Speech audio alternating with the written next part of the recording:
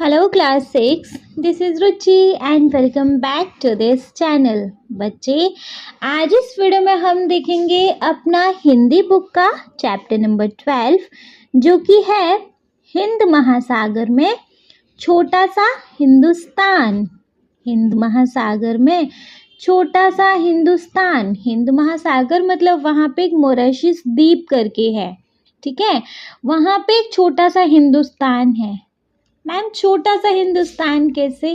देखो वहाँ पे मतलब हिंदू लोग रहते हैं और उन्होंने उस मॉरिशस द्वीप को ना एक ऐसा वातावरण दिया हुआ है कि वहाँ जाके आपको ऐसा लगेगा कि आप हिंदुस्तान में ही हो, अपने भारत में ही हो, ठीक है। तो ये हमारा चैप्टर है बच्चे।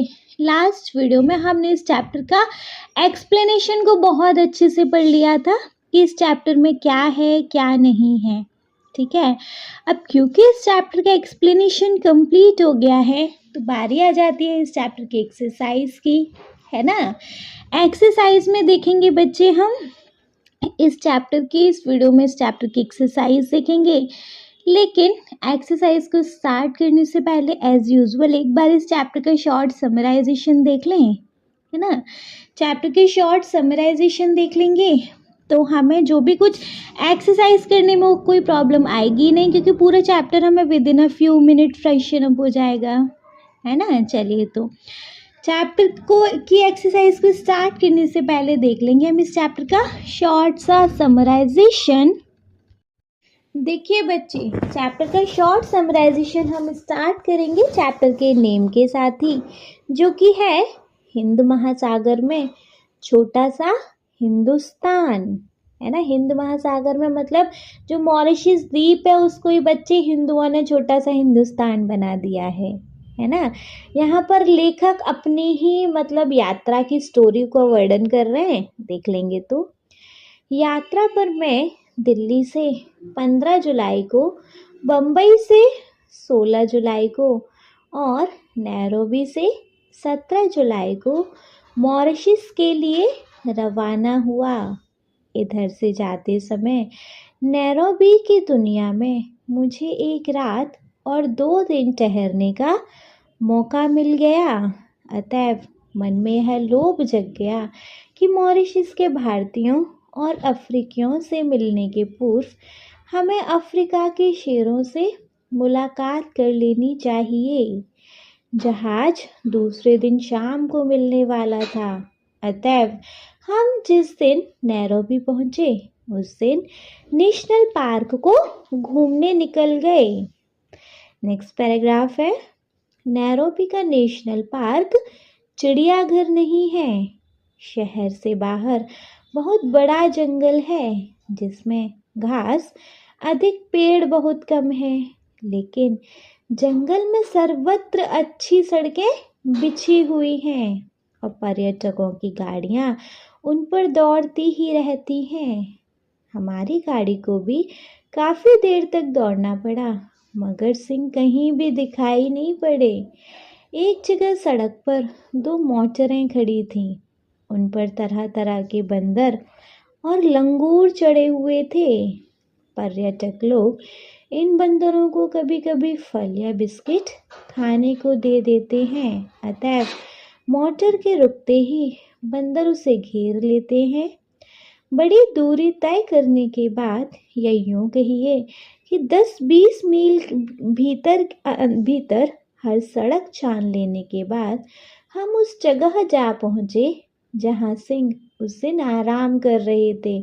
वहाँ जो कुछ देखा वह जन्म भर कभी नहीं भूलेगा, क्योंकि 7-8 सिंह लेटे या सोए हुए थे और उन्हें घेर कर 8-10 मोटरें खड़ी थी। तो राय यह है कि सिंहों को यह जानने की कोई इच्छा ही नहीं थी कि हमें देखने को आने वाले लोग कौन हैं।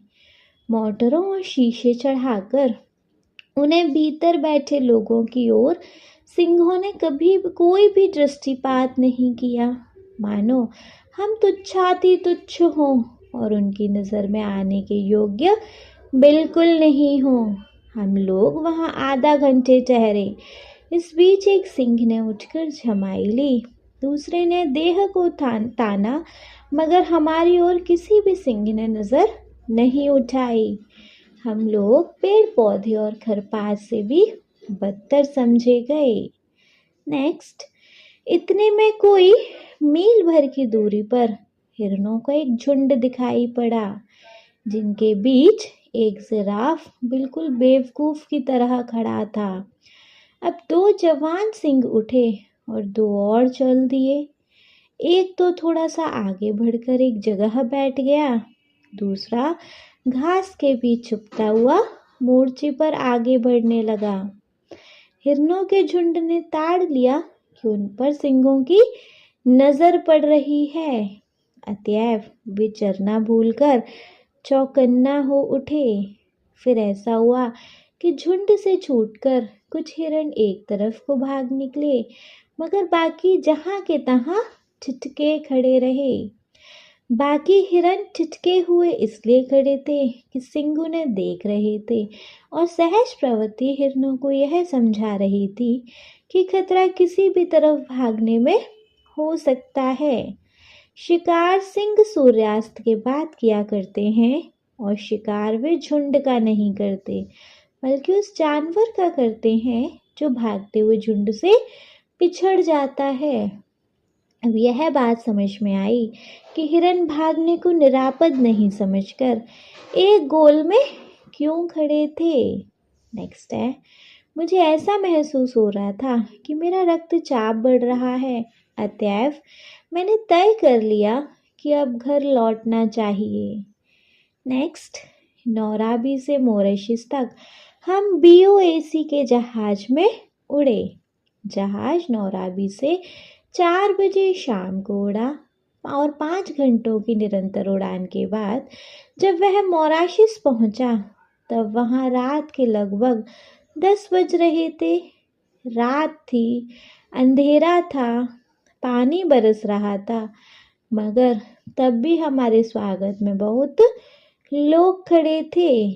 हवाई अड्डे के स्वागत का समा देखकर यह भाव जगे बिना नहीं रहा कि हम जहां आए हैं वह छोटे पैमाने पर भारत ही है। नेक्स्ट है, मॉरिशस द्वीप भूमध्य रेखा से कोई 20 डिग्री दक्षिण और देशांतर रेखा 60 के बिल्कुल पास, किंतु उसे पश्चिम की ओर बसा हुआ है। मॉरिशस की लंबाई 29 मील और चौड़ाई कोई 30 मील है। वैसे पूरे मॉरिशस द्वीप का रकबा 720 वर्ग मील आंका जाता है। यह द्वीप हिंद महासागर का मोती है। भारत समुद्र का सबसे खूबसूरत सितारा है। मॉरिशस वह देश है जिसका कोई भी हिस्सा समुद्र से 15 मील से ज़्यादा दूर नहीं है। मॉरिशस वह देश है जहाँ की जनसंख्या के 67% लोग भारतीय खानदान के हैं, जहाँ 53% लोग हिंदू हैं। मॉरिशस वह देश है जिसकी राजधानी पोर्ट लुई की गलियों के नाम कलकत्ता, मद्रास, हैदराबाद और बम्बई तथा जिसके एक पूरे मोहल्ले का नाम काशी है। मॉरिशस वह देश है जहाँ बनारस भी है, गोकुल भी है और ब्रह्म स्थान भी। मॉरिशस वह देश है जहाँ माध्यमिक स्कूलों को कॉलेज कहने का रिवाज है। चूँकि मॉरिशस के हिंदुओं में से अधिकांश बिहार और उत्तर प्रदेश के लोग हैं, इसलिए हिंदी का मॉरिशस में व्यापक प्रचार है। मॉरिशस की राजभाषा अंग्रेजी, किंतु संस्कृत की भाषा फ्रेंच है, मगर जनता वहाँ क्रोयल बोलती है। क्रोयल का फ्रेंच से वही संबंध है जो संबंध भोजपुरी का हिंदी से है, और क्रोयल के बाद मॉरिशस की दूसरी जनभाषा भोजपुरी को ही मानना पड़ेगा। प्राय सभी भारतीय भोजपुरी बोलते अथवा उसे समझ लेते हैं। यहाँ तक कि भारतीयों के पड़ोस में रहने वाले चीनी भी भोजपुरी बखूबी बोल लेते हैं, किंतु मॉरिशस की भोजपुरी शाहाबाद या सारन की भोजपुरी नहीं है। उसमें फ्रेंच के इतने संज्ञापद घुस गए हैं कि आपको बार बार शब्दों के अर्थ पूछने पड़ेंगे। नेक्स्ट है, मॉरिशस में ऊख की खेती होती है और उसे व्यवसाय को जो सफलता मिली है भारतीयों के कारण मिली है। मॉरिशस की असली ताकत भारतीय लोग ही हैं। सारा मॉरिशस कृषि प्रधान द्वीप है, क्योंकि चीनी वहाँ का प्रमुख अथवा एकमात्र उद्योग है। किंतु भारतीय वंश के लोग यदि इस टापू में नहीं गए होते तो ऊख की खेती असंभव हो जाती और चीनी के कारखाने बढ़ते ही नहीं। नेक्स्ट है, भारत में बैठे बैठे हम यह नहीं समझ पाते कि भारतीय संस्कृति कितनी प्राणवती और चिरायु है, किंतु मॉरिशस जाकर हम अपनी संस्कृति की प्राणवत्ता का ज्ञान आसानी से प्राप्त कर लेते हैं। मालिकों की इच्छा तो यही थी कि भारतीय लोग भी क्रिस्तान हो जाएं, किंतु भारतीयों ने अत्याचार तो सहे लेकिन प्रलोभनों को ठुकरा दिया। वे अपने धर्म पर डटे रहे और जिस द्वीप में भगवान ने उन्हें भेज दिया था उस द्वीप को उन्होंने छोटा सा हिंदुस्तान बना डाला। यह ऐसी सफलता की बात है जिस पर सभी भारतीयों को गर्व होना चाहिए। नेक्स्ट है, मॉरिशस के प्रत्येक प्रमुख ग्राम में शिवालय होता है। मॉरिशस के प्रत्येक प्रमुख ग्राम में हिंदू तुलसीकृत रामायण का पाठ करते हैं अथवा ढोलक और झांझ पर उसका गायन करते हैं। मॉरिशस के मंदिरों और शिवालयों को मैंने अत्यंत स्वच्छ और सुरम्य पाया। कितना अच्छा हो यदि हम भारत में भी अपने मंदिरों और तीर्थ स्थानों को उतना ही स्वच्छ और सुरम्य बनाना आरंभ कर दें जितने स्वच्छ वे मॉरिशस में दिखाई देते हैं। नेक्स्ट, भारत के पर्व त्योहार मॉरिशस में भी प्रचलित हैं, किंतु वर्ष का सर्वश्रेष्ठ धार्मिक पर्व शिवरात्रि है। मॉरिशस के मध्य में एक झील है जिसका संबंध हिंदुओं ने परियों से बिठा दिया है और उस झील का नाम अब परी तालाब हो गया है। परी तालाब केवल तीर्थ ही नहीं दृश्य से भी पिकनिक का स्थान है, किंतु वहाँ पिकनिक पर जाने वाले लोग अपने साथ मांस मछली नहीं ले जाते, ना अपवित्रता का वहाँ कोई व्यापार करते हैं। नेक्स्ट है, शिवरात्रि के समय सारे मॉरिशस के हिंदू श्वेत वस्त्र धारण करके कंधों पर कांवर लिए जुलूस बांधकर परी तालाब पर आते हैं और परी तालाब का जल भरकर अपने अपने गांव के शिवालय को लौट जाते हैं तथा शिवजी को जल चढ़ाकर अपने घरों में प्रवेश करते हैं। ये सारे कृत्य वे बड़ी ही भक्ति भावना और पवित्रता से करते हैं। सभी वयस्क लोग उस दिन उजली धोती, उजली कमीज और उजली गांधी टोपी पहनते हैं। हाँ, बच्चे हाफ पैंट पहन सकते हैं, लेकिन गांधी टोपी उस दिन उन्हें भी पहननी पड़ती है।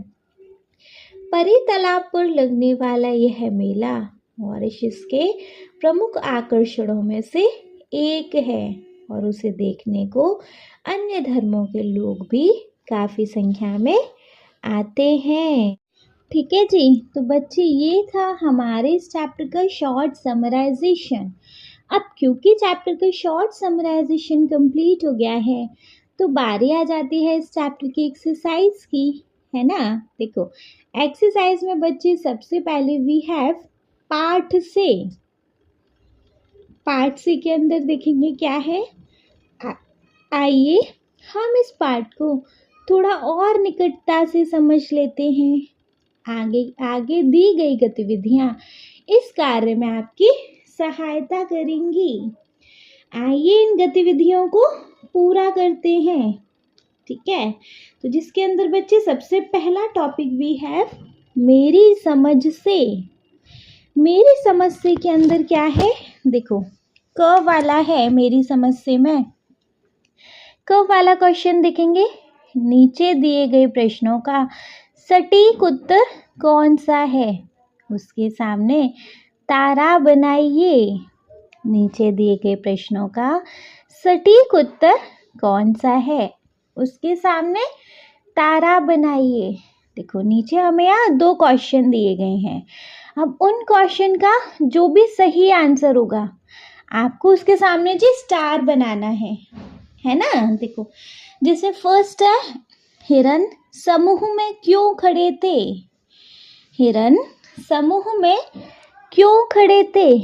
जो हिरन थे तो वो जो ग्रुप में खड़े हुए थे, क्यों खड़े हुए थे। देखो फर्स्ट है, भागने पर उन्हें सिंह के आक्रमण का डर था। भागने पर उन्हें सिंह के आक्रमण का डर था। सेकंड, वे भाग चुके हिरणों के लौटने की प्रतीक्षा में थे। वे भाग चुके हिरणों के लौटने की प्रतीक्षा में थे। थर्ड, वे बीच खड़े असावधान जिराफ की रक्षा कर रहे थे। या फोर्थ, सिंह उन्हें उदासीन थे अतः कोई खतरा नहीं था। क्या है कि वह भागने, उनको ऐसा लग रहा था कि वो भागेंगे तो शेर उन पर आक्रमण कर देगा, अटैक कर देगा, ऐसा था क्या। यह जो पहले ग्रुप से जो हिरन भाग चुके हैं उनके लौटने की प्रतीक्षा कर रहे थे कि वो ग्रुप में लौटा है फिर हम भागें। या फिर जो जिराफ उन लोगों के बीच में खड़ा था उसको बचा रहे थे। अदरवाइज उन्हें लग रहा था कि इस शेर को अपने में कोई इंटरेस्ट नहीं है तो हमको कोई खतरा नहीं है तो यहीं खड़े रहते हैं। बताइए, जैसे कि अभी हमने क्विक रिकैप भी देखा तो हमने वहाँ देखा कि उनको ऐसा लग रहा था कि हम भागेंगे तो शेर फिर हम पर अटैक कर देगा, है ना। तो बच्चे यहाँ फर्स्ट वन करेक्ट है कि भागने पर उन्हें सिंह के आक्रमण का डर था। भागने पर उन्हें सिंह के आक्रमण का डर था। तो हिरण सिंह में समूह में क्यों खड़े थे, क्योंकि उन्हें भागने पर उन्हें सिंह के आक्रमण का डर था। ठीक है, सेकंड वन देखेंगे, मॉरिशस छोटे पैमाने पर भारतवर्ष ही है। कैसे। मॉरिशस छोटे पैमाने पर भारतवर्ष ही है। कैसे, जैसे फर्स्ट ऑप्शन है, गन्ने की खेती अधिकतर भारतीयों द्वारा की जाती है इसीलिए, या अधिकतर जनसंख्या भारत से जाने वालों की है। जो मॉरिशस पे जो जितने भी लोग रहते हैं उसमें ज़्यादातर भारतीय हैं। या फिर सभी भारतवासी परी तालाब पर एकत्रित होते हैं तो सारे भारतवासी मिलकर परी तालाब पर इकट्ठा हो जाते हैं। या फिर भारत की बहुत सी विशेषताएं वहाँ दिखाई देती हैं। भारत की बहुत सारी क्वालिटी आपको वहाँ मॉरिशस द्वीप पर देखने को मिलती है, इसलिए ऐसा कहा। बिल्कुल, भारत की बहुत सी विशेषताएं वहाँ दिखाई देती हैं। ठीक है, क्लियर है। इसीलिए मॉरिशस छोटे पैमाने पर भारतवर्ष ही है। कैसे, क्योंकि वहाँ भारत की लास्ट वाला ऑप्शन है, भारत की बहुत सी विशेषताएं वहाँ दिखाई देती हैं। ठीक है, क्लियर है। चलिए देन ख वाला देखेंगे, अपने मित्रों के साथ चर्चा कीजिए और कारण बताइए कि आपने ये उत्तर ही क्यों चुना। अपने फ्रेंड के साथ आपको चर्चा करनी कि आपने दोनों ऑप्शन चुने हैं, वो क्यों चुने बताइए जी। देखो यहाँ जो मेरा आंसर है बच्चे वो रहेगा, मैंने पहले प्रश्न का उत्तर इसलिए चुना कि हिरन समूह में खड़े थे ताकि वे सिंह के हमले से बच सकें। भागने पर उन पर सिंह का हमला होने का डर था, इसलिए वे स्थिर खड़े थे। दूसरे प्रश्न का उत्तर मैंने इसलिए चुना क्योंकि मॉरिशस में भारत की कई विशेषताएं पाई जाती हैं, जैसे वहाँ की जनसंख्या, भारत और संस्कृति में भारतीय की झलक मिलती है, जिससे वह छोटे पैमाने पर भारत जैसा प्रतीत होता है ना। मैंने पहले प्रश्न का उत्तर इसलिए चुना कि हिरण समूह में खड़े थे ताकि वे सिंह के हमले से बच सकें। भागने पर उन पर सिंह का हमला होने का डर था, इसलिए वे स्थिर खड़े रहे। दूसरे प्रश्न का उत्तर मैंने इसलिए चुना क्योंकि मॉरिशस में भारत की कई विशेषताएं पाई जाती हैं, जिससे वहाँ की जनसंख्या, भारत और संस्कृति में भारतीयता की झलक मिलती है, जिससे वह छोटे पैमाने पर भारत जैसा प्रतीत होता है। ठीक है, क्लियर? बढ़िया से। चलिए देन, अगर क्लियर है तो देखेंगे अपना नेक्स्ट टॉपिक वी हैव पंक्तियों पर चर्चा। पंक्तियों पर चर्चा में देखेंगे क्या है। पाठ में से चुनकर कुछ पंक्तियां नीचे दी गई हैं, इन्हें ध्यान से पढ़िए और इन पर विचार कीजिए। आपको इनका क्या अर्थ समझ में आया? अपने विचार अपने समूह में साझा कीजिए और अपनी लेखन पुस्तिका में लिखिए। देखो, हमें पाठ में से चुनकर ना कुछ लाइन यहाँ दी गई हैं, हमको इनको ध्यान से पढ़ना है, इन पर विचार करना है और हमें इसका जो भी मतलब समझ में आता है बच्चे, उसको अपने ग्रुप में शेयर करके उसको अपनी नोटबुक में लिखना है। इतना क्लियर है? ठीक है, तो वो पंक्ति देख लें। भारत में बैठे बैठे हम यह नहीं समझ पाते कि भारतीय संस्कृति कितनी प्राणवती और चिरायु है, किंतु मॉरिशस जाकर हम अपनी संस्कृति की प्राणवत्ता का ज्ञान आसानी से प्राप्त कर लेते हैं। भारत में बैठे बैठे हम यह नहीं समझ पाते कि भारतीय संस्कृति कितनी प्राणवती और चिरायु है, किंतु मॉरिशस जाकर हम अपनी संस्कृति की प्राणवत्ता का ज्ञान आसानी से प्राप्त कर लेते हैं। बच्चे, आपको इस पंक्ति का क्या मतलब समझ में आ रहा है? देखो, इन पंक्ति का मतलब है कि भारत में रहते हुए हम अपनी संस्कृति की ताकत और महत्व को पूरी तरह से नहीं समझ पाते हैं, लेकिन जब हम मॉरिशस जैसे विदेशों में जाते हैं तो हमें अपनी संस्कृति की असली ताकत और जीवंतता का एहसास होता है। वहाँ भारतीय संस्कृति को देखकर हमें समझ आता है कि हमारी संस्कृति कितनी मजबूत और लंबे समय तक टिकने वाली है ना। इस पंक्ति का मतलब है कि भारत में रहते हुए हम अपनी संस्कृति की ताकत और महत्व को पूरी तरह से नहीं समझ पाते हैं, लेकिन जब हम मॉरिशस जैसे विदेशों में जाते हैं तो हमें अपनी संस्कृति की असली ताकत और जीवंतता का एहसास होता है। वहाँ भारतीय संस्कृति को देखकर हमें समझ आता है कि हमारी संस्कृति कितनी मजबूत और लंबे समय तक टिकने वाली है। क्लियर है?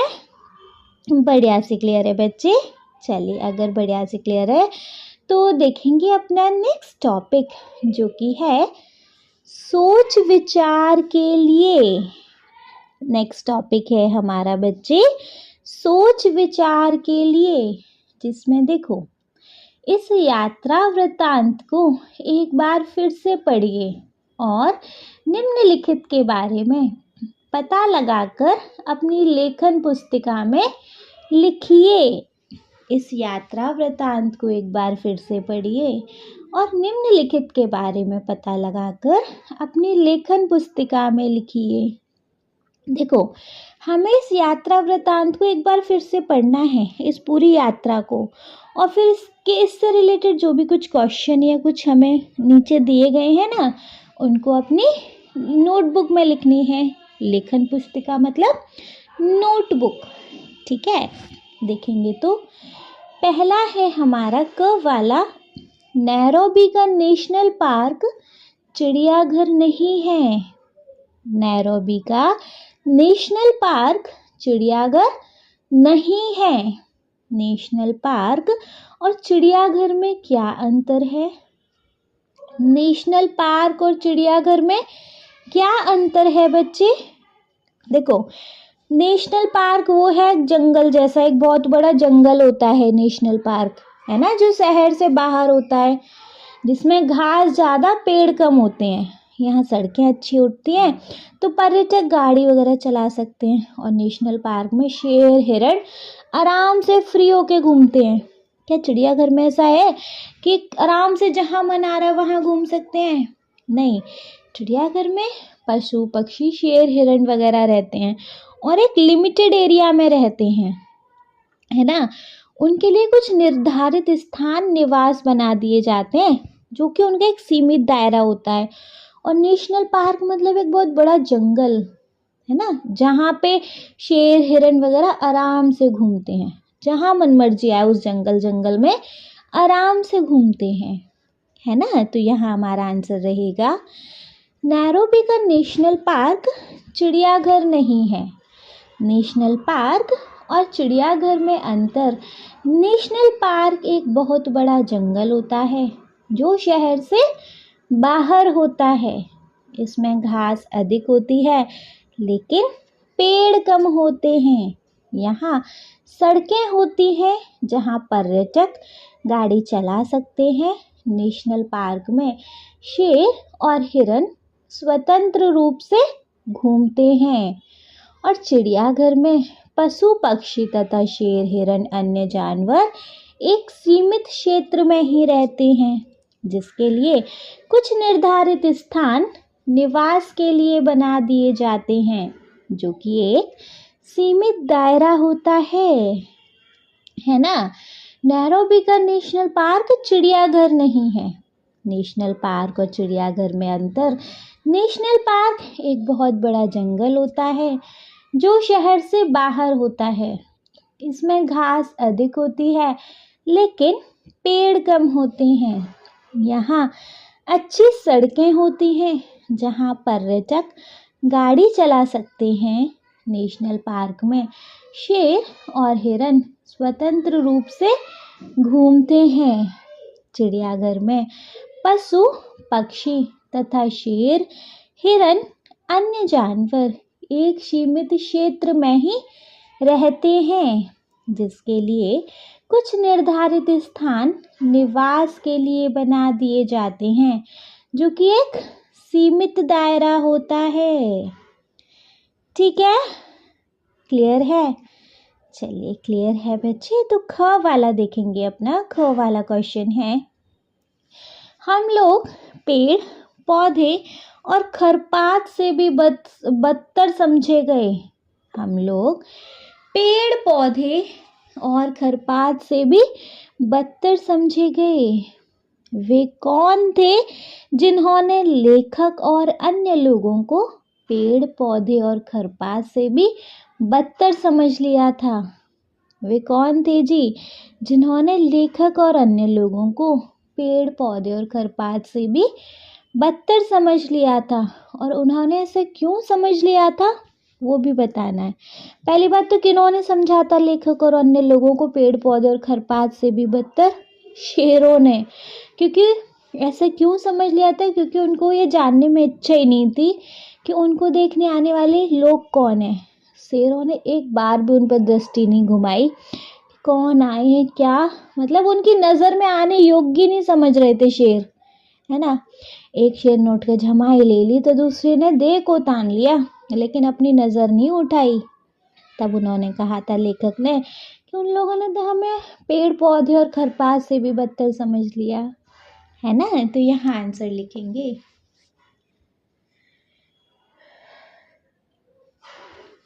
हम लोग पेड़ पौधे और खरपात से भी बदतर समझे गए। लेखक और अन्य लोग जब 10-20 मील के भीतर यह सड़क छान लेने के बाद उस स्थान पर पहुँचे जहाँ 7-8 सिंह लेटे या सोए हुए थे, तो उन्होंने सिंहों को यह जानने की कोई इच्छा नहीं थी कि उन्हें देखने को आने वाले लोग कौन हैं। उन सिंहों ने कभी भी दृष्टिपात नहीं किया, मानो ये लोग तुच्छाति तुच्छ हों और उनकी नज़र में आने के योग्य बिल्कुल नहीं है। एक सिंह ने उठकर जमाई ली तो दूसरे ने देह को ताना, मगर उनकी ओर नज़र नहीं उठाई। तब उन लोगों को लगा कि हम लोग पेड़ पौधे और खरपात से भी बदतर समझे गए हैं, है ना। लेखक और अन्य लोग जब 10-20 मील के भीतर हर सड़क छान लेने के बाद उस स्थान पर पहुँचे जहाँ 7-8 सिंह लेटे या सोए हुए थे, तो इन सिंहों को यह जानने की कोई इच्छा नहीं थी कि उन्हें देखने को आने वाले लोग कौन हैं। उन सिंहों ने कभी भी दृष्टिपात नहीं किया, मानो ये लोग तुच्छाति तुच्छ हों और उनकी नज़र में आने के योग्य बिल्कुल नहीं। एक सिंह ने उठकर झमाई ली तो दूसरे ने देह को ताना, मगर उनकी ओर नज़र नहीं उठाई। तब उन लोगों को लगा कि हम लोग पेड़ पौधे और खरपात से भी बदतर समझे गए हैं, है ना। चलिए, क्लियर है बच्चे। तो देख लेंगे अपना ग वाला। मॉरिशस की असली ताकत भारतीय लोग ही हैं। पाठ में इस कथन के समर्थ में कौन सा तर्क दिया गया है? मॉरिशस की असली ताकत भारतीय लोग ही हैं। पाठ में इस कथन के समर्थन में कौन सा तर्क दिया गया है? तो देखो, यहाँ आंसर लिखेंगे। मॉरिशस की असली ताकत भारतीय लोग ही हैं। मॉरिशस वह देश है जहाँ की जनसंख्या के 67% लोग भारतीय खानदान के हैं, जहाँ 53% लोग हिंदू ही हैं। मॉरिशस में ऊख की खेती और उसके व्यवसाय को जो सफलता मिली है, भारतीयों के कारण मिली है। मॉरिशस की असली ताकत भारतीय लोग ही हैं, है ना। मॉरिशस वह देश है जहाँ की जनसंख्या के 67% लोग भारतीय खानदान के हैं, जहाँ 53% लोग हिंदू ही हैं। मॉरिशस में ऊख की खेती और उसके व्यवसाय को जो सफलता मिली है, भारतीयों के कारण मिली है। मॉरिशस की असली ताकत भारतीय लोग ही हैं। ठीक है, क्लियर है बच्चे। चलिए, अगर क्लियर है तो देखेंगे ना अपना घ वाला है। उस द्वीप को उन्होंने छोटा सा हिंदुस्तान बना डाला। उस द्वीप को उन्होंने एक छोटा सा हिंदुस्तान बना डाला। भारत से गए लोगों ने मॉरिशस को हिंदुस्तान जैसा कैसे बना दिया है? यहाँ आपको बताना है बच्चे कि भारत से गए लोगों ने मॉरिशस को हिंदुस्तान जैसा कैसे बना दिया है। तो देखो, यहाँ आंसर लिखेंगे। उस द्वीप को उन्होंने छोटा सा हिंदुस्तान बना डाला। मतलब मॉरिशस वह देश है जिसकी राजधानी पोर्ट लुई की गलियों के नाम कलकत्ता, मद्रास, हैदराबाद और बम्बई है, तथा जिसके एक मोहल्ले का नाम काशी है। मॉरिशस वह देश है जहाँ बनारस भी है, गोकुल भी है और ब्रह्म स्थान भी है। मॉरिशस जाकर हम अपनी संस्कृति की प्राणवत्ता का ज्ञान आसानी से प्राप्त कर लेते हैं। मालिकों की इच्छा थी कि भारतीय लोग भी ईसाई बन जाएं, लेकिन भारतीयों ने अत्याचार तो सहे, लेकिन ईसाई धर्म को ठुकरा दिया। वे अपने धर्म पर डटे रहे और जिस द्वीप में भगवान ने उन्हें भेज दिया था, उस द्वीप को उन्होंने छोटा सा हिंदुस्तान बना डाला, है ना। तो उस द्वीप को उन्होंने छोटा सा हिंदुस्तान बना डाला, मतलब मॉरिशस वह देश है जिसकी राजधानी पोर्ट लुई की गलियों के नाम कलकत्ता, मद्रास, हैदराबाद और बम्बई है, तथा जिसके एक मोहल्ले का नाम काशी है। मॉरिशस वह देश है जहाँ बनारस भी है, गोकुल भी है और ब्रह्म स्थान भी है। मॉरिशस जाकर हम अपनी संस्कृति की प्राणवत्ता का ज्ञान आसानी से प्राप्त कर लेते हैं। मालिकों की इच्छा थी कि भारतीय लोग भी ईसाई बन जाएं, लेकिन भारतीयों ने अत्याचार तो सहे, लेकिन ईसाई धर्म को ठुकरा दिया। वे अपने धर्म पर डटे रहे और जिस द्वीप में भगवान ने उन्हें भेज दिया था, वह उस द्वीप को छोटा सा उन्होंने हिंदुस्तान बना डाला। ठीक है, क्लियर है बच्चे? चलिए, अगर क्लियर है तो देखेंगे नहीं अपना next topic. Next topic we have मिलकर करें मिलान। नेक्स्ट टॉपिक है बच्चे मिलकर करें मिलान। तो पाठ में से कुछ शब्द चुनकर स्तंभ 1 में दिए गए हैं, उनके संबंधित वाक्य स्तंभ 2 में दिए गए हैं। अपने समूह में इन पर चर्चा कीजिए और रेखा खींचकर शब्दों का मिलान उपर्युक्त वाक्यों से कीजिए। इसके लिए आप शब्दकोश, इंटरनेट, पुस्तकालय या अपने शिक्षकों की सहायता ले सकते हैं।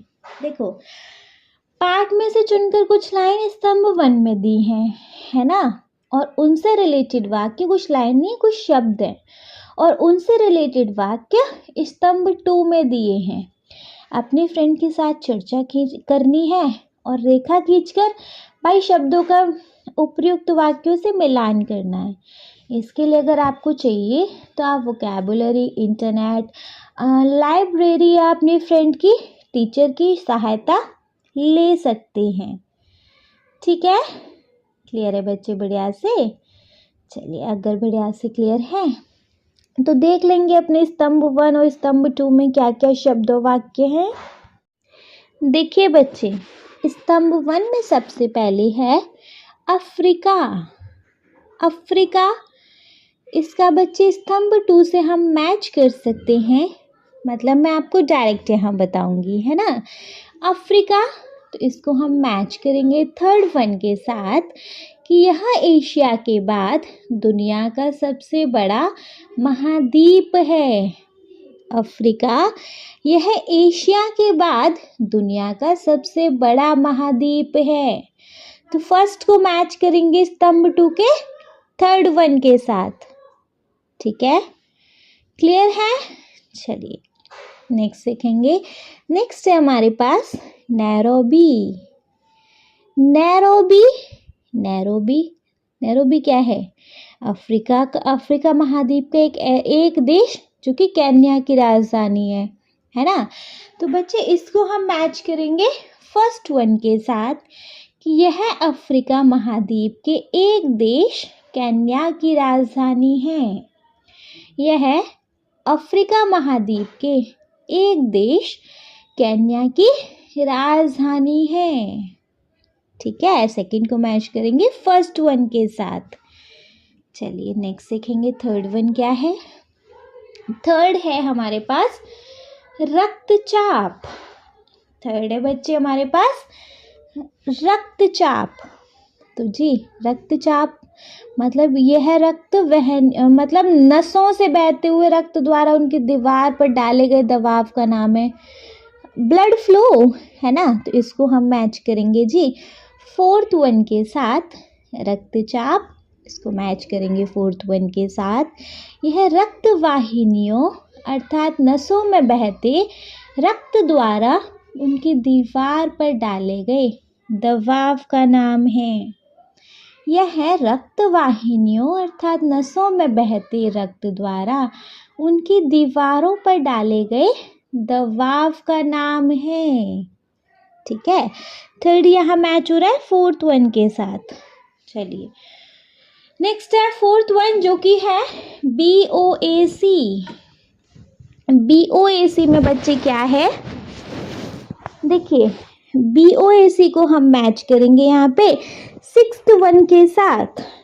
BOAC को हम यहाँ मैच कर रहे हैं सिक्स्थ वन के साथ। कैसे, यह ब्रिटिश ओवरसीज एयरवेज कॉरपोरेशन नाम का छोटा रूप है।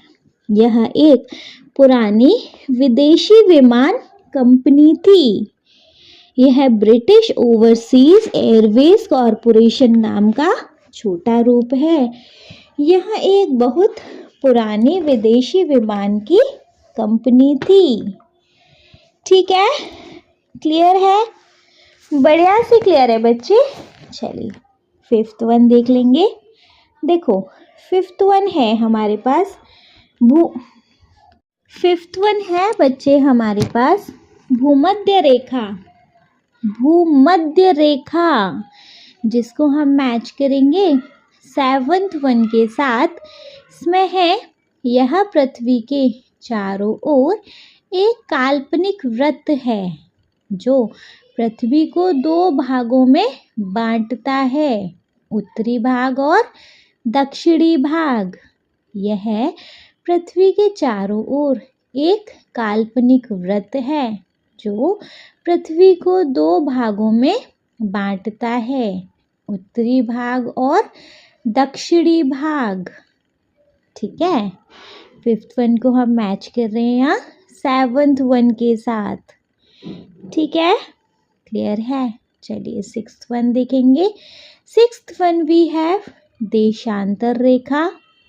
सिक्स्थ वन है हमारे पास देशांतर रेखा जिसको हम मैच करेंगे बच्चे नाइन्थ वन के साथ। देशांतर रेखा क्या होती है, ये ग्लोब पर उत्तर से दक्षिण की ओर खींची जाने वाली काल्पनिक रेखाएं हैं। ये उत्तरी ध्रुव को दक्षिणी ध्रुव से मिलाती हैं। ये ग्लोब पर उत्तर से दक्षिण की ओर खींची जाने वाली काल्पनिक रेखाएं हैं। ये उत्तरी ध्रुव को दक्षिणी ध्रुव से मिलाती हैं। ठीक है, क्लियर है। चलिए क्लियर है तो सेवंथ वन देख लेंगे बच्चे। Seventh one we have Tulsidas.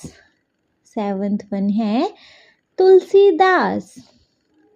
Tulsidas को बच्चे हम मैच करेंगे यहाँ सेकंड वन के साथ। तुलसीदास को मैच कर रहे हैं हम यहाँ सेकंड वन के साथ जो कि है यह श्री राम के जीवन पर आधारित अमर ग्रंथ रामचरितमानस लिखने वाले कवि का नाम है। यह श्री राम के जीवन पर आधारित अमर ग्रंथ रामचरितमानस लिखने वाले कवि का नाम है। ठीक है, क्लियर है। चलिए एट्थ वन देख लेंगे। Eighth one we have Creole. Creole, Creole को हम मैच कर रहे हैं बच्चे फिफ्थ वन के साथ जो कि है यह है दो भाषाओं के मिलने से बनी गई नई भाषा का नाम है। यह दो भाषाओं के मिलने से बनी नई भाषा का नाम है। ठीक है, क्लियर है। चलिए इसके बाद है नाइन्थ वन जो कि है कांवर। नाइन्थ वन है कांवर जिसको हम मैच करेंगे बच्चे एट्थ वन के साथ। कांवर को हम मैच करेंगे 8th वन के साथ इसमें देखो, यह बांस का एक मजबूत डंडा होता है जिसे कावट या बहगी भी कहा जाता है, जिसके दोनों सिरों पर बंधी हुई 2 टोकरियां या छीकों में यात्री गंगाजल या अन्य वस्तुएं भरकर ले जाते हैं। यह बांस का एक मजबूत डंडा होता है जिसे कावट या बहगी भी कहा जाता है, जिसके दोनों सिरों पर बंधी हुई 2 टोकरियां या छीकों में यात्री गंगाजल या अन्य वस्तुएं भरकर ले जाते हैं। ठीक है, क्लियर है बच्चे?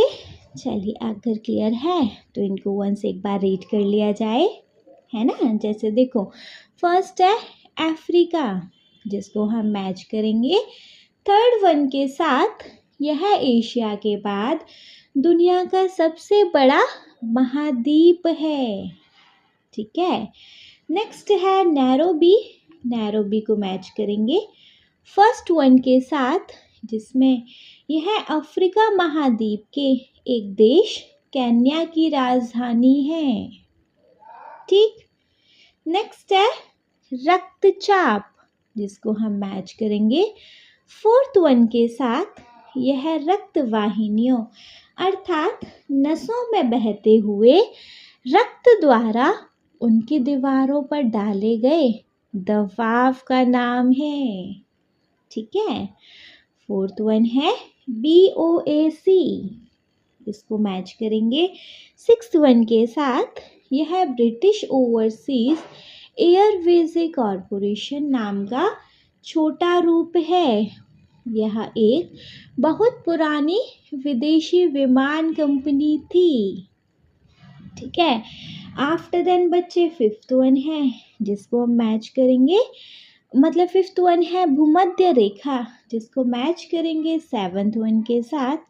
यह पृथ्वी के चारों ओर एक काल्पनिक वृत्त है जो पृथ्वी को 2 भागों में बांटता है, उत्तरी भाग और दक्षिणी भाग।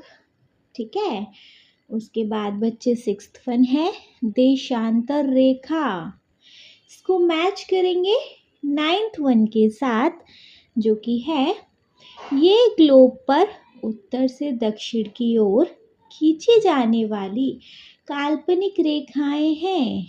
यह उत्तरी ध्रुव को दक्षिणी ध्रुव से मिलाती हैं। आफ्टर देन है बच्चे 7th तुलसीदास, जिसको हम मैच करेंगे 2nd वन के साथ। इसमें यह श्री राम के जीवन पर आधारित अमर ग्रंथ रामचरितमानस लिखने वाले कवि का नाम है। नेक्स्ट है 8th क्रेओल। क्रेओल को मैच करेंगे बच्चे हम 5th वन के साथ। तो यह 2 भाषाओं के मिलने से बनी नई भाषा का नाम है।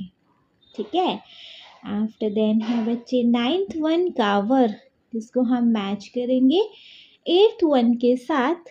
यह बांस का एक मजबूत डंडा होता है, जिसे कावट या बहगी भी कहा जाता है, जिसके दोनों सिरों पर बंधी हुई 2 टोकरियां या छीकों में यात्री गंगाजल या अन्य वस्तुएं भरकर ले जाते हैं।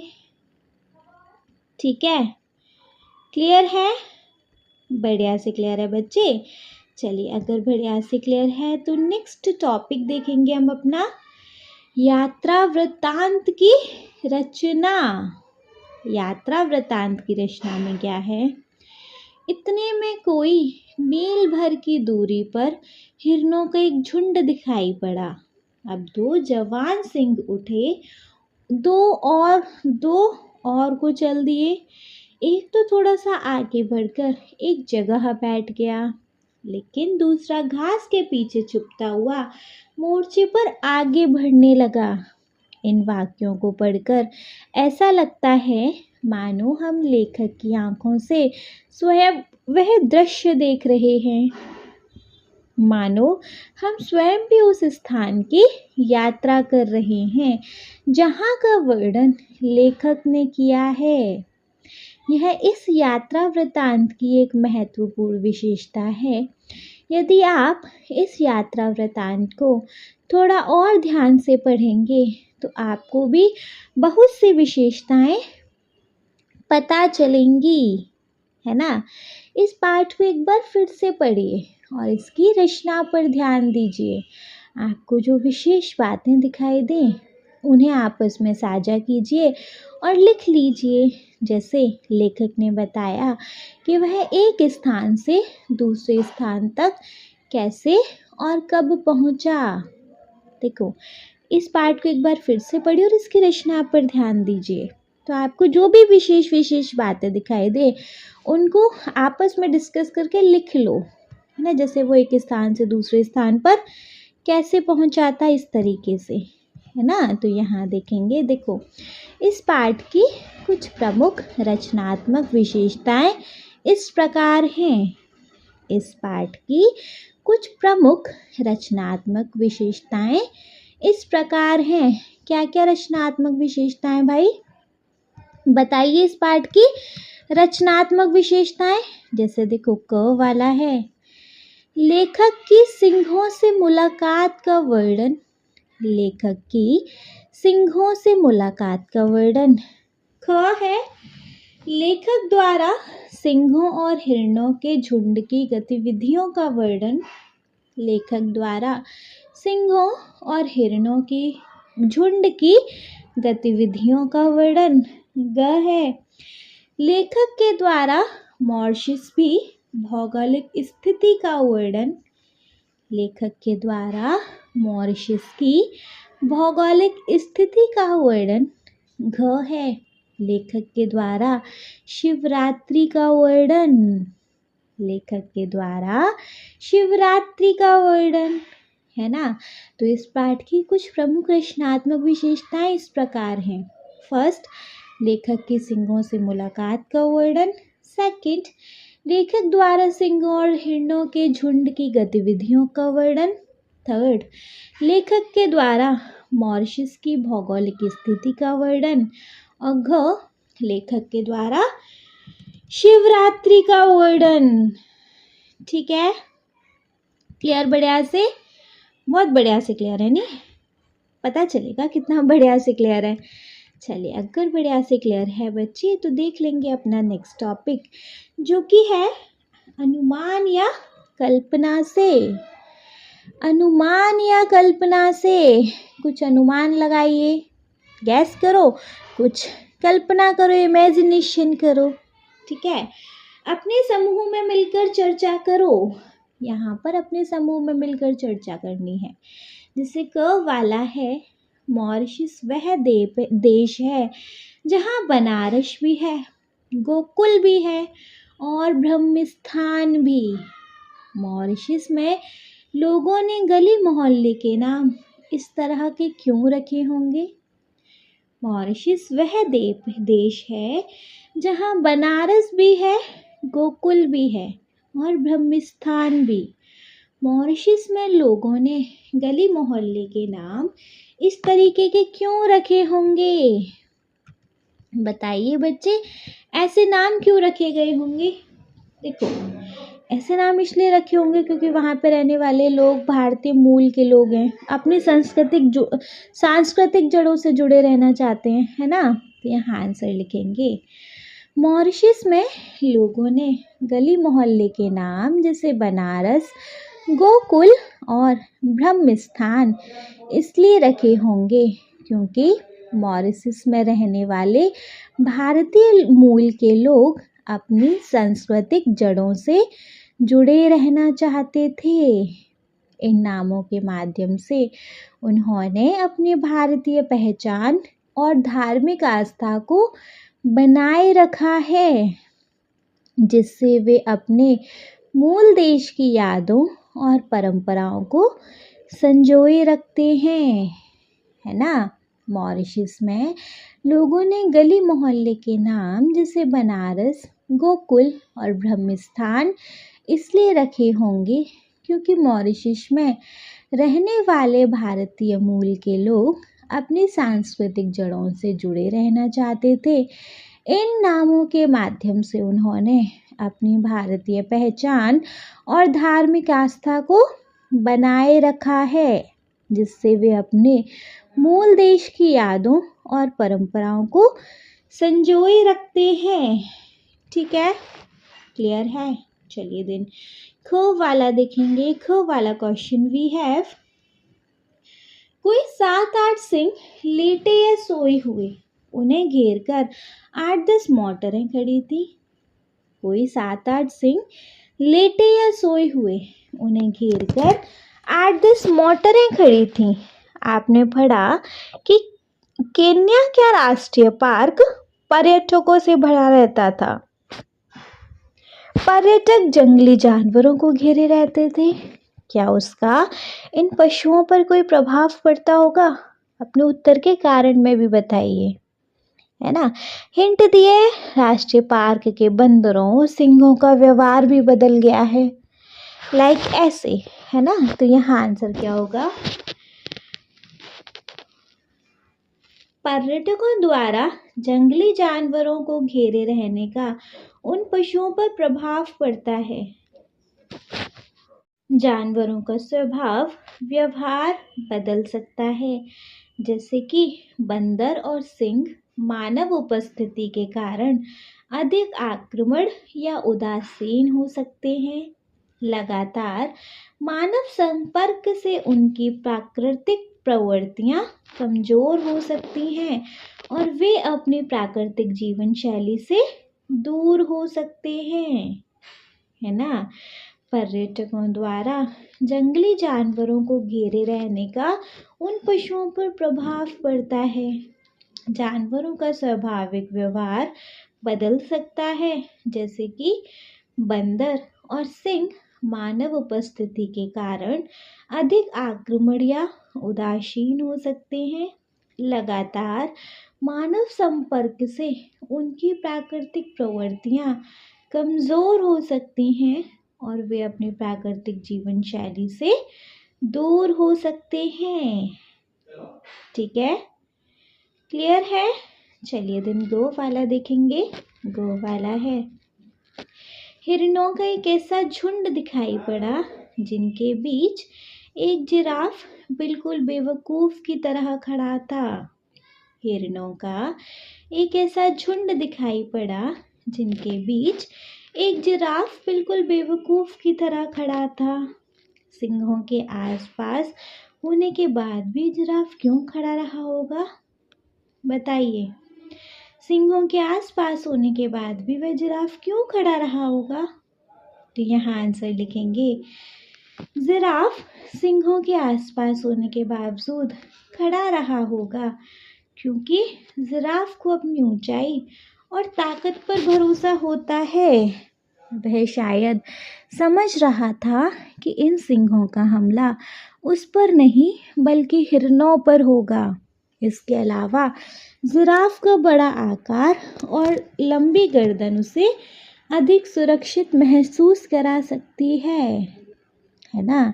जिराफ सिंहों के आसपास होने के बावजूद खड़ा रहा होगा क्योंकि जिराफ को अपनी ऊंचाई और ताकत पर भरोसा होता है।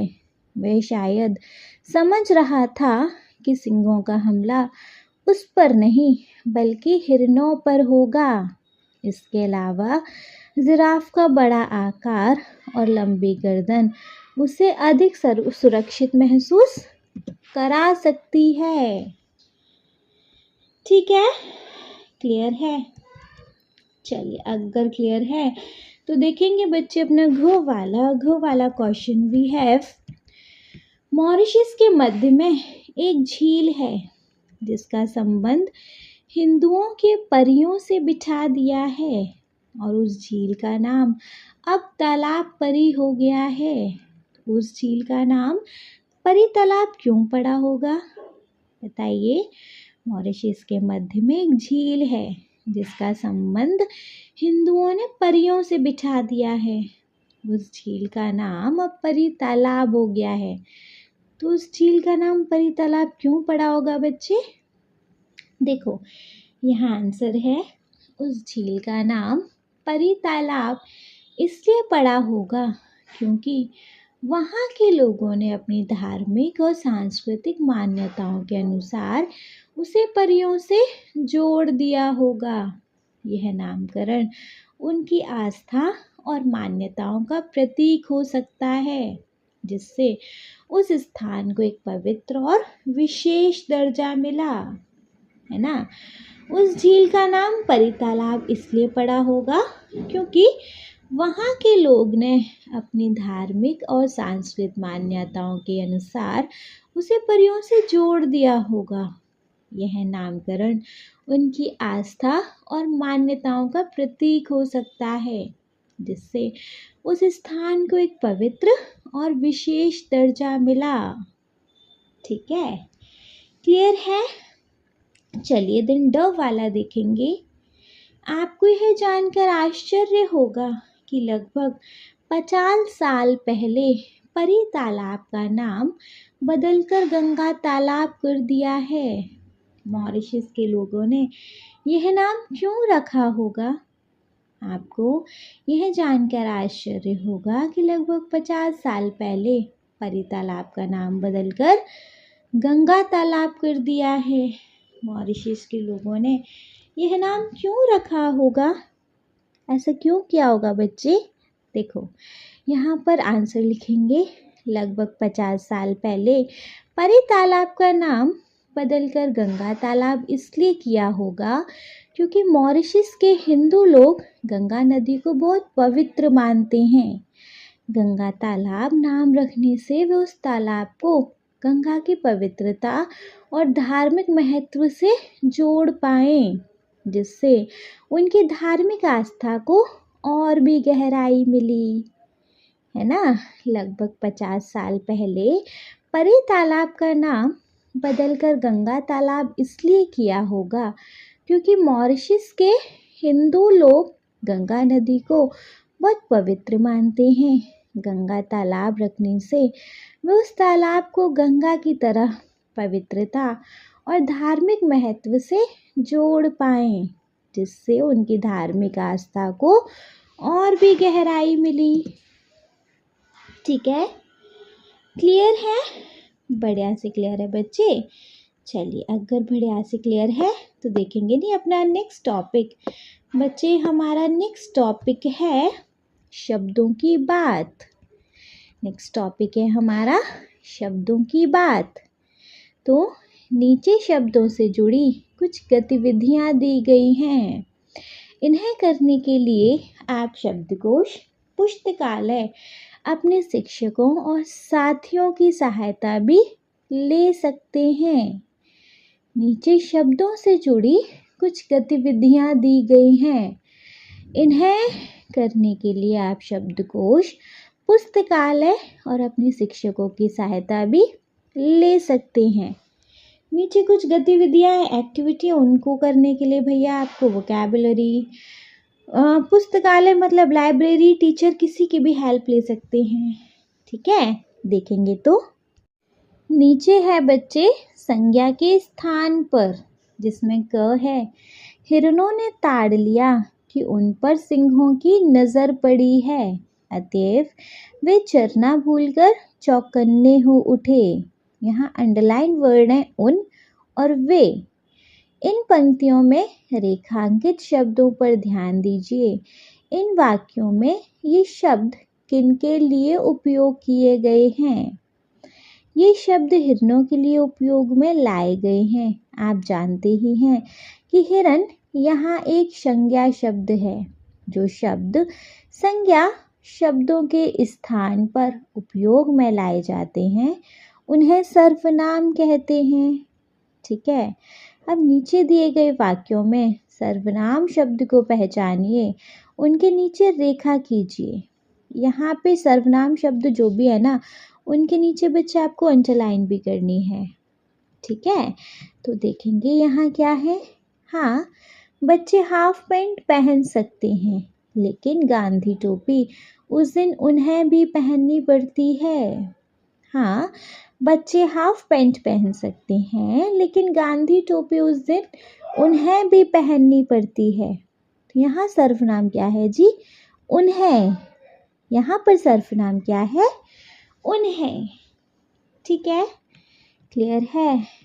सेकंड है, भारतीयों ने अत्याचार तो सहे, लेकिन प्रलोभनों को ठुकरा दिया। वे अपने धर्म पर डटे रहे और जिस द्वीप में भगवान ने उन्हें भेज दिया था, उस द्वीप को उन्होंने छोटा सा हिंदुस्तान बना डाला। बच्चे यहाँ क्या है? भारतीयों ने अत्याचार तो सहे, लेकिन प्रलोभनों को ठुकरा दिया। वे अपने धर्म पर डटे रहे और जिस द्वीप में भगवान ने उन्हें भेज दिया था, उस द्वीप को उन्होंने छोटा सा हिंदुस्तान बना डाला। तो यहाँ पर सर्वनाम है वे, उन्हें, उन्होंने। वे, उन्हें, उन्होंने। ठीक है, क्लियर है। चलिए ख वाला देखेंगे। ऊपर दिए गए दोनों वाक्यों को सर्वनाम की जगह संज्ञा शब्द लगाकर लिखिए। जो दोनों वाक्य है ना, उनको सर्वनाम की जगह जरा संज्ञा शब्द लगाकर लिखो। तो देखो, हो सकता है हाँ, बच्चे हाफ पैंट पहन सकते हैं, लेकिन गांधी टोपी उस दिन उन्हें की जगह हम यहाँ लिख देंगे बच्चों को भी पहननी पड़ती है।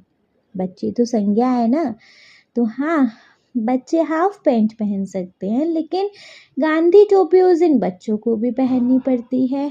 और सेकंड है, भारतीयों ने अत्याचार तो सहे, लेकिन प्रलोभनों को ठुकरा दिया। भारतीय अपने धर्म पर डटे रहे।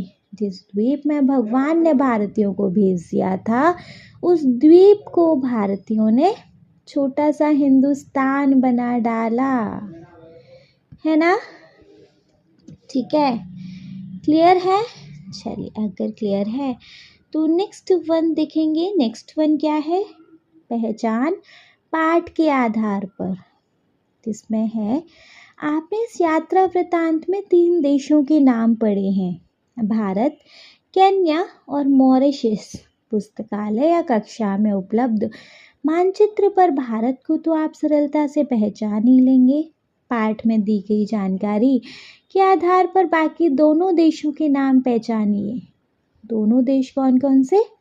देखो, यहाँ आंसर में लिखेंगे केन्या और मॉरिशस, है ना, ये दोनों देश भी तो हैं। तो केन्या पूर्वी अफ्रीका में स्थित एक देश है, जहाँ नैरोबी राजधानी है और वहाँ का नेशनल पार्क मशहूर है ना। और मॉरिशस हिंदी महासागर में स्थित एक छोटा सा द्वीप देश, जो अपने भारतीय संस्कृति और गन्ने की खेती के लिए प्रसिद्ध है। ठीक है, क्लियर है। चलिए, क्लियर है तो नेक्स्ट देखेंगे। नेक्स्ट टॉपिक हम पे आ जाता है बच्चे। नेक्स्ट टॉपिक है हमारे पास आपकी बात। नेक्स्ट टॉपिक है बच्चे हमारे पास आपकी बात। आपकी बात में देखेंगे क्या है। देखो, क वाला है इसमें। वहाँ जो कुछ देखा वह जिंदगी भर कभी नहीं भूलेगा। वहाँ जो कुछ भी देखा वह जिंदगी भर कभी नहीं भूलेगा। इसमें बच्चे क्या है? क्या आपने कभी कुछ ऐसा देखा, सुना या पढ़ा है जिसके बारे में आपको लगता है कि आप उसे कभी नहीं भूल पाएंगे? उसके बारे में समूह में बताइए। ऐसा कुछ एक्सपीरियंस जिसे आप कभी नहीं भूल सकते। खुद करेंगे। ख है, हमें अफ्रीका के शेरों से मुलाकात कर लेनी चाहिए। मुलाकात शब्द का अर्थ है मिलना, लेकिन यहाँ मुलाकात शब्द का भाव है शेरों को पास से देखना। इसके लिए अपनी आँखों से देखना, सजीव देखना, भेंट करना आदि शब्दों का प्रयोग भी किया जाता है। अपनी बात को अधिक सुंदर और अनोखा रूप देने के लिए शब्दों के इस प्रकार के प्रयोग किए जाते हैं। तो आपने अब तक किन पशुओं से मुलाकात की है? वह मुलाकात कहाँ हुई थी? बताइए। तो बच्चे, वह मुलाकात आपकी कहाँ हुई थी? आपको वो सारी चीज़ बतानी है। ठीक है, क्लियर है। ये चीज़ आप खुद से करेंगे। चलिए, अगर खुद करेंगे तो देखेंगे अपना नेक्स्ट वन ग वाला। आप यह ऐसी सफलता की बात है जिस पर सभी भारतीयों को गर्व होना चाहिए। आपको किन किन बातों पर गर्व है बताइए। बता सकते हैं, यहाँ हिंट भी है तो प्लीज़ उसको पढ़ लीजिएगा। चलिए नेक्स्ट वन है घर, कक्षा और घर की भाषाएं। कक्षा और घर की भाषाएं में देखेंगे बच्चे क्या है। देखो, प्राय सभी भारतीय भोजपुरी बोलते हैं अथवा उसे समझ लेते हैं। यहाँ तक कि भारतीयों के पड़ोस में रहने वाली चीनी भी भोजपुरी खूब बोल लेते हैं। भारत एक बहुभाषी देश है। भारत में लगभग सभी व्यक्ति एक से अधिक भाषाएं बोल या समझ लेते हैं। आप कौन सी भाषाएं बोल समझ लेते हैं? आपके मित्र कौन सी भाषाएं बोल समझ लेते हैं? इसके बारे में यहाँ तालिकाओं को पूरी करो। देखो, जिन भाषा को आप बोल समझ सकते हैं वो देखेंगे, आपके मित्र जिन भाषा को बोल समझ सकते हैं, और आपके जो घर वाले, जो आपके रिलेटिव है, वो मतलब जो जिन भाषा को बोल समझ सकते हैं, यहाँ वो देखनी है। ठीक है, क्लियर है। चलिए नेक्स्ट देखेंगे तो प्रशंसा या सराहना विभिन्न प्रकार से। इसमें देखेंगे, यह द्वीप हिंद महासागर का मोती है। भारत समुद्र का सबसे खूबसूरत सितारा है। इस पाठ में लेखक ने मॉरिशस की सराहना में यह वाक्य लिखा है। सराहना करने के लिए दिनकर ने द्वीप की तुलना मोती और तारे से की है। किसी की सराहना अनेक प्रकार से की जा सकती है। आपके आगे दी गई तालिका को पूरा कीजिए। पहले अपना नाम लिखिए, फिर इनकी प्रशंसा में एक वाक्य लिखिए। शर्त ये है प्रत्येक बार अलग तरीके से प्रशंसा करनी है। देखो, पहले खुद की प्रशंसा, खुद का नाम, फिर किसी परिजन का नाम लिखिए, उनकी प्रशंसा, शिक्षक का नाम लिखिए, उनकी प्रशंसा। इस तरीके से तारीफ की ये जो तालिका है, टेबल है, इसको आपको कंप्लीट करना है। सो डू इट योरसेल्फ बच्चे। चलिए नेक्स्ट वन है चित्रात्मक सूचना, इन्फोग्राफिक्स। नीचे दिए गए चित्र को देखिए। इसमें चित्रों के साथ बहुत कम शब्दों में कुछ जानकारी दी गई है। इसे चित्रात्मक सूचना कहते हैं। देख सकते हैं। चलिए नीचे इसमें क है। इस चित्रात्मक सूचना के आधार पर मॉरिशस के बारे में एक अनुच्छेद लिखिए। इस चित्रात्मक सूचना के इस चित्रात्मक सूचना के साथ साथ इस चित्रात्मक सूचना को देखकर मॉरिशस के बारे में अनुच्छेद लिखना है। लिख सकते हैं। चलिए, ख है, अपनी पसंद के किसी विषय पर इस प्रकार की चित्रात्मक सूचना की रचना कीजिए, जैसे आपका विद्यालय या कोई विशेष दिवस या आपके जीवन की कोई अन्य विशेष घटना। एक चित्रात्मक सूचना बनानी है जिसको जी आप खुद ही बनाएंगे। चलिए ठीक है ना, क्लियर है ना। चलो नेक्स्ट सीखेंगे हस्ताक्षर। आप जानते ही हैं, यह पाठ हिंदी के प्रसिद्ध लेखक रामधारी सिंह दिनकर ने लिखा है। वे अपने नाम को कुछ इस तरीके से लिखते थे, ऐसे साइन करते थे। अपनी पहचान प्रकट करने के लिए अपने नाम को किसी विशेष प्रकार से लिखने को हस्ताक्षर कहते हैं, सिग्नेचर।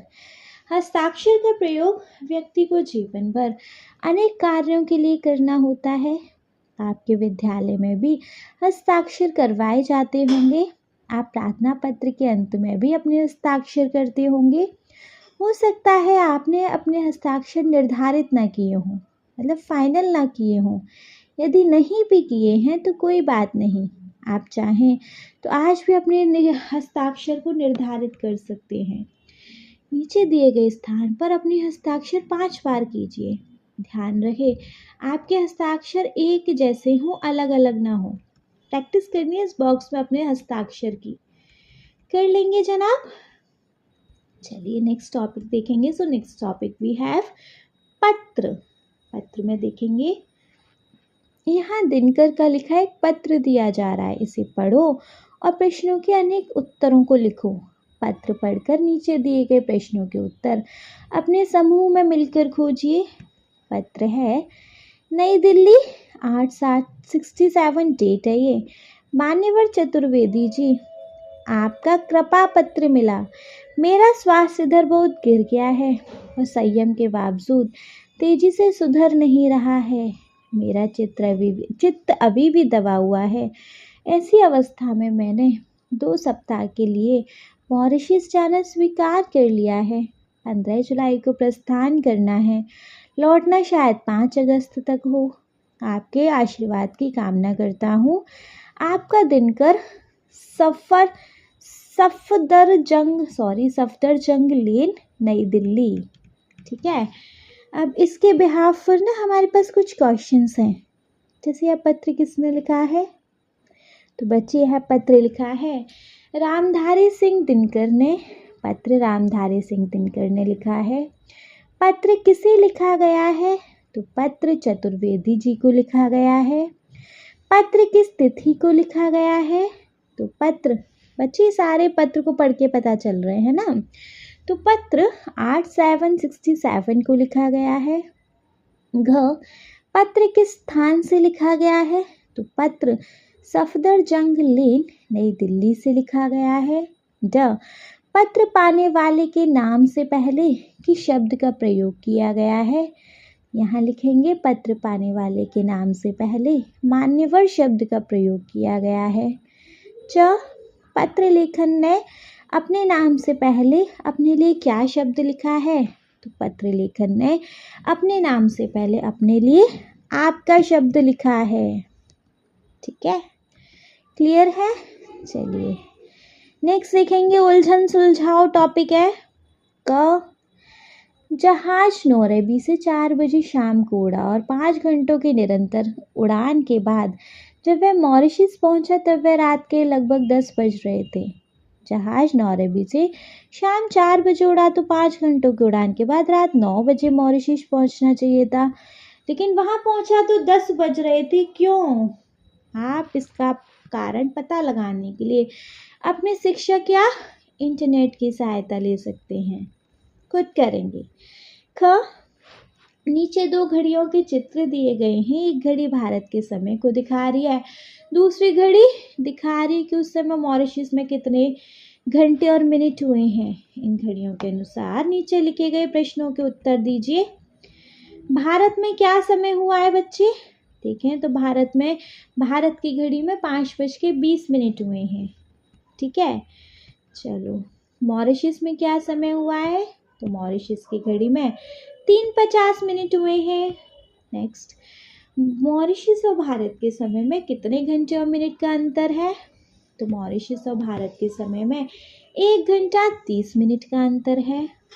नेक्स्ट, सूर्योदय भारत में पहले होगा या मॉरिशस में? जी भारत में पहले होगा। एंड नेक्स्ट, जिस समय भारत के दोपहर के 12 बजे होंगे उस समय मॉरिशस की घड़ियां कितना समय दिखा रही होंगी? तो 10:30। ठीक है, चलिए यार टाइम वेस्ट नहीं करेंगे, आज की पहेली पर आएंगे। आज हमने आपके लिए एक अनोखी पहेली लाए हैं। यहाँ एक वाक्य दिया गया है, आपको पता करना है कि इसका क्या अर्थ है। जैसे येला मालथ येला घोलाश, संकेत ख से क, क्या मतलब है जी इसका? येला मालथ येला घोलाश, तो इसका मतलब है मेरा भारत मेरा गौरव। ठीक है, क्लियर है? चलिए इसके साथ हो गया बच्चे हमारे इस चैप्टर का दी एंड। ठीक है, आई होप ये चैप्टर आपको बहुत अच्छे से क्लियर हो गया होगा। स्टिल अगर कोई डाउट है देन फिर बच्चे कमेंट बॉक्स हमारा जिंदाबाद, कमेंट बॉक्स में आप कमेंट करके पूछ लीजिएगा। और अगर कोई डाउट नहीं है तो आप इस वीडियो को एक लाइक करेंगे, चैनल को सब्सक्राइब तो ज़रूर ही करेंगे और आपके जिन फ्रेंड्स के लिए वीडियो हेल्पफुल होता है उनको इस वीडियो को उठा के शेयर कर देंगे। Okay, thank you so much.